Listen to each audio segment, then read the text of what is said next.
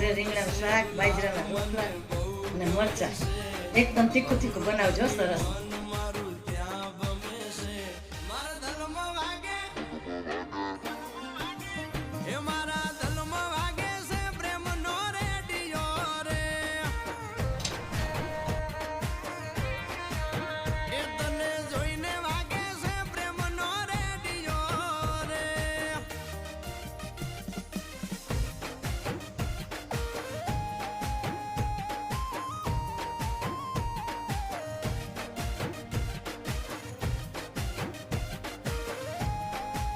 અલ્યા બા તમારે જમવાનું આવી ગયું.